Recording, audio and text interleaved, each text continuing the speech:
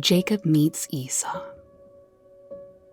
Jacob looked and saw Esau coming with his 400 men. So Jacob separated the children. He put them with Leah, Rachel, and the 2 female servants. He put the servants and their children in front. He put Leah and her children next. And he put Rachel and Joseph last. He himself went on ahead. As he came near his brother, he bowed down to the ground 7 times. But Esau ran to meet Jacob. He hugged him and threw his arms around his neck. He kissed him and cried for joy. Then Esau looked around and saw the women and children. "Who are these people with you?" he asked. Jacob answered, "They are the children God has so kindly given to me." Then the female servants and their children came near and bowed down. Next, Leah and her children came and bowed down. Last of all came Joseph and Rachel. They bowed down too. Esau asked, "Why did you send all those herds I saw?" "I hoped I could do something to please you," Jacob replied. But Esau said, "I already have plenty, my brother. Keep what you have for yourself." "No, please," said Jacob. "If I have pleased you, accept this gift from me. Seeing your face is like seeing the face of God. You have welcomed me so kindly. Please accept the present that was brought to you. God has given me so much. I have everything I need." Jacob wouldn't give in, so Esau accepted it. Then Esau said, "Let's be on our way. I'll go with you." But Jacob said to him, "You know that the children are young. You also know that I have to take care of the cows and female sheep that are feeding their little ones. If the animals are driven hard for just one day, all of them will die.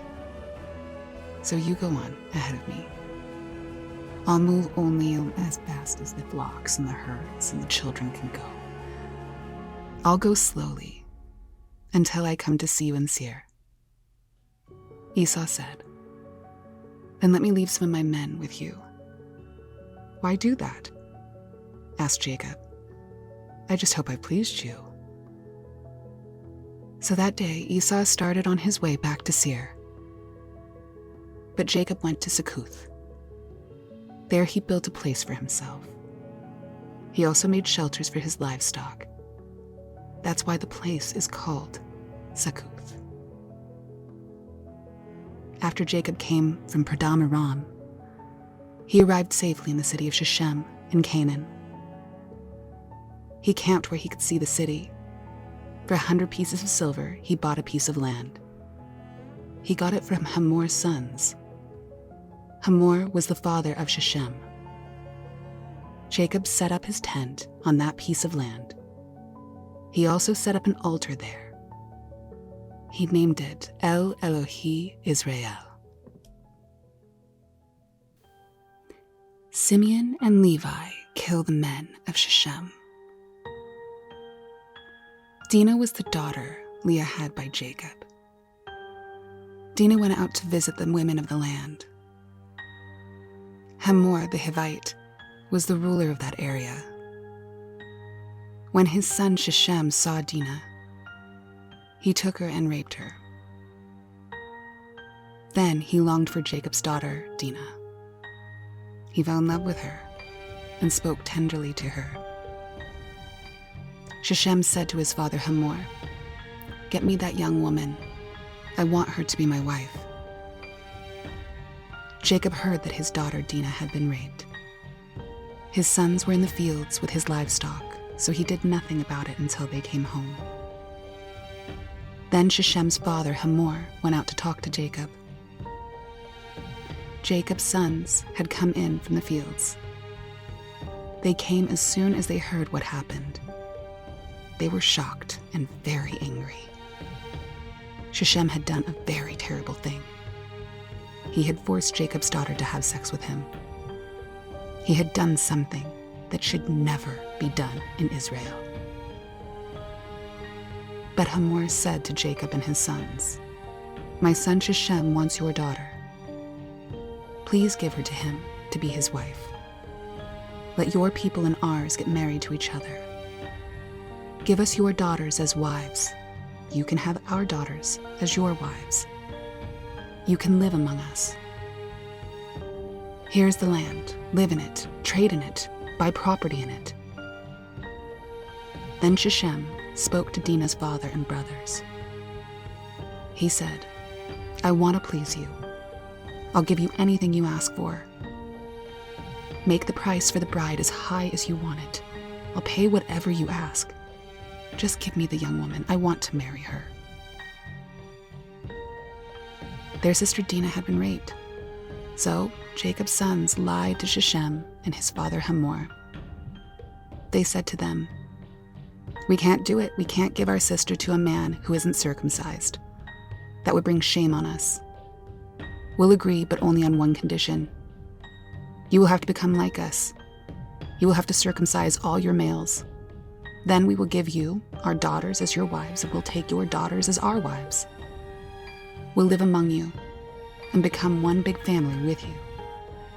But if you don't agree to be circumcised, then we will take our sister and go."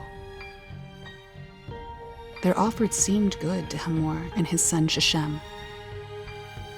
The young man was the most honored of all his father's family. He didn't lose any time in doing what Dinah's father and his brothers had said, because he was delighted with Jacob's daughter.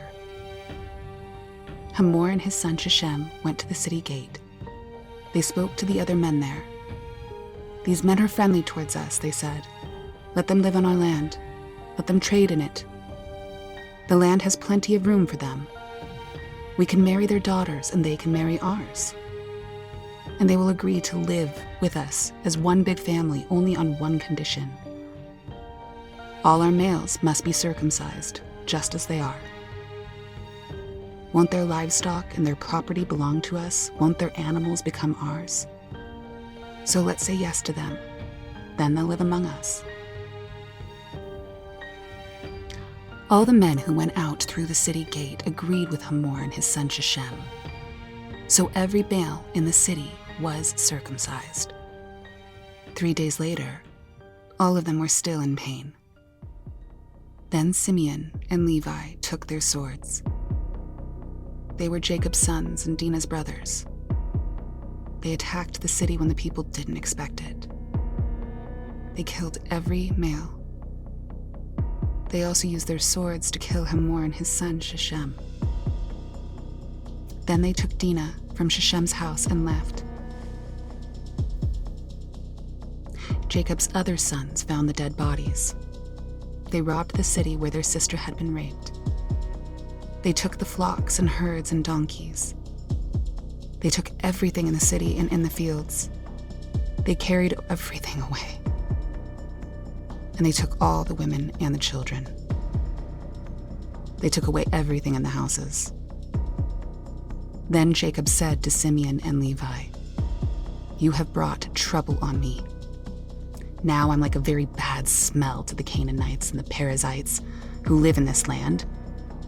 There aren't many of us. They may join together against me and attack me. Then I and my family will be destroyed."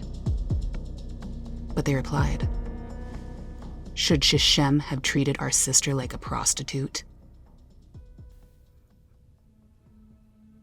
Jacob returns to Bethel. Then God said to Jacob, "Go up to Bethel and live there. Build an altar there to honor me.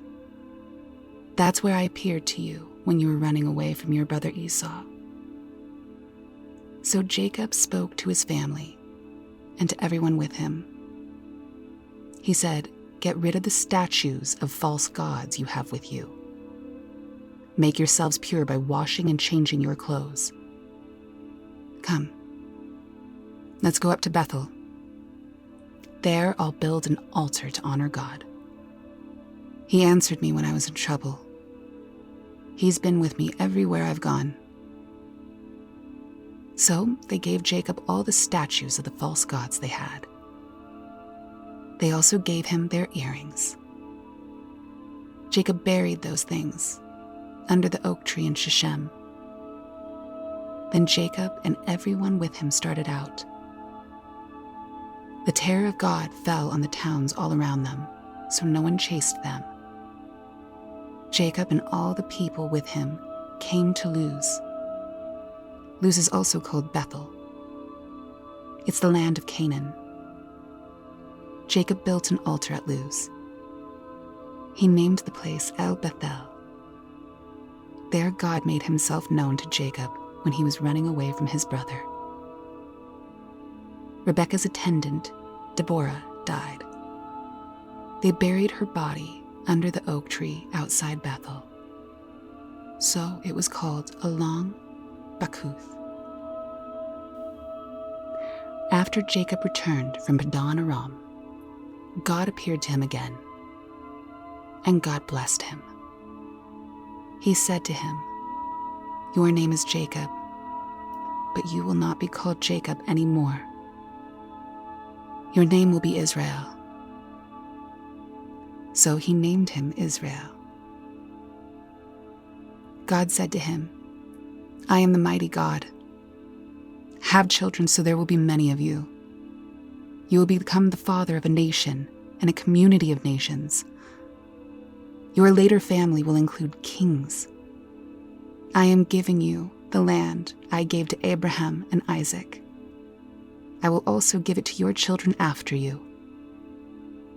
Then God left him at the place where he had talked to him. Jacob set up a sacred stone at the place where God had talked with him. He poured out a drink offering on it. He also poured olive oil on it. Jacob named the place Bethel. That's where God talked with him. Rachel and Isaac die. They moved on from Bethel. Ephrath wasn't very far away when Rachel began to have a baby. She was having a very hard time of it. The woman who helped her saw that she was having problems. So she said to Rachel, "Don't be afraid. You have another son." But Rachel was dying. As she took her last breath, she named her son Ben-Oni, but his father named him Benjamin. So Rachel died. She was buried beside the road to Ephrath. Ephrath was also called Bethlehem. Jacob set up a stone marker over her tomb. To this day, the stone marks the place where Rachel was buried. Israel moved on again. He set up his tent beyond Migdal Eder. While Israel was living in that area, Reuben went in and slept with Bilhah. She was the concubine of Reuben's father, and Israel heard about it. Here are the 12 sons Jacob had. Leah was the mother of Reuben, Jacob's oldest son. Her other sons were Simeon, Levi, Judah, Issachar, and Zebulun. The sons of Rachel were Joseph and Benjamin. The sons of Rachel's female servant Bilhah were Dan and Naphtali. The sons of Leah's female servant Zilpah were Gad and Asher. These were Jacob's sons. They were born at Padan Aram. Jacob came home to his father Isaac in Mamre. Mamre is near Kiriath Arba, where Abraham and Isaac had stayed. The place is also called Hebron. Isaac lived 180 years.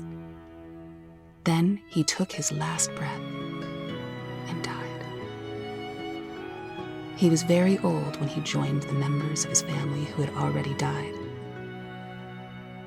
his sons, Esau and Jacob, buried him.